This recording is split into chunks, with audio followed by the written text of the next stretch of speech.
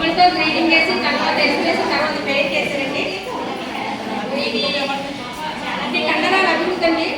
కంటికి చేతికి కూడా సత్య అందులో ఏ పని చేసాం బొమ్మ ఎలా తయారు చేశారు?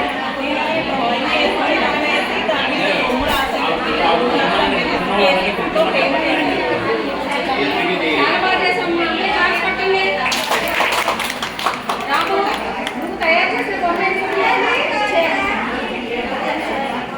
బొమ్మ ఎలా చేశావు? బాగా చేసిందా?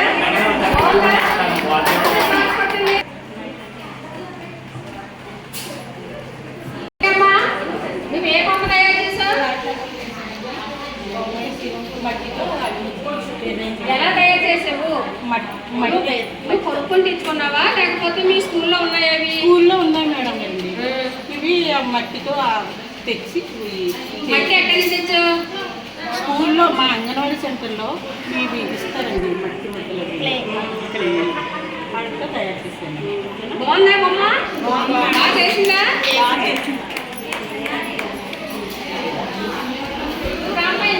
తయారు చేసిన బొమ్మ ఇది ఎలా తయారు చేసావు?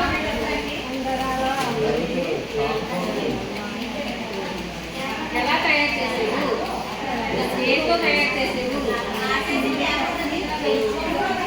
ఈ రంగులు ఎలా వచ్చాయి? నువ్వు కొనుక్కున్నావా? బాగా చేసిందా?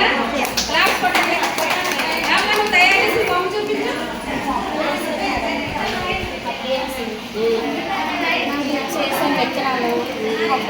విత్తనాలు ఎక్కడ తెచ్చావు?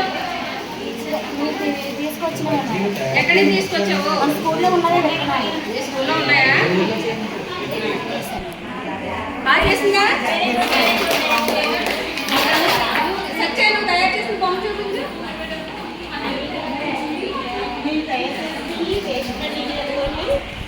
అంటించాను. కమరేగితే అంటించేసి పిల్లలకి ఎక్కడే తెచ్చావు ఈ కమరేట్లు? దగ్గర ఉంటాయి, పక్క పక్కన ఉంటాయి కదా చిన్న చిన్న మొక్కలు, అవి కోసుకొచ్చి చేసాం. బాగా చేసిందా? క్లాస్ పట్టండి అందరూ. అమ్మ సత్య నువ్వేం బొమ్మ చేసావు?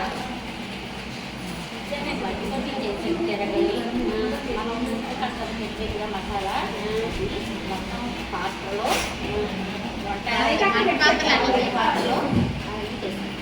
ఆ మట్టి ఎక్కడి నుంచి తీసుకొచ్చావు? తీసుకొచ్చావా? బాగుందా? బాగా చేసిందా? రమ్మ లోగా నువ్వేం బొమ్మ చేసావు?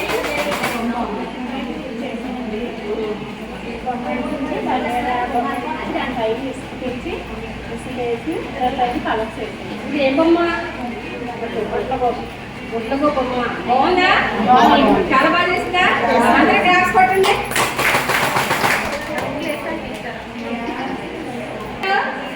రోష్మకండరాలు అభివృద్ధి అంటే ఏంటి తెలుసా మీకు?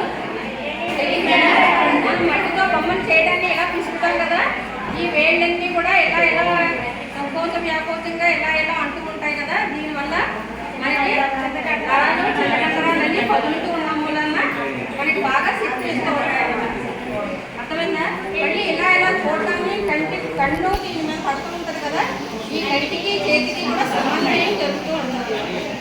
అర్థమైందా? మనం అందరూ కూర్చొని ఈ బొమ్మలు అలా అందరూ కూర్చొని తయారు చేస్తూ ఉంటాం కదా చదువుతున్నారా, వాళ్ళందరిలో కూడా చాలా ఆనందంగా ఉత్సాహంగా కూడా ఉంటారు. అవునా?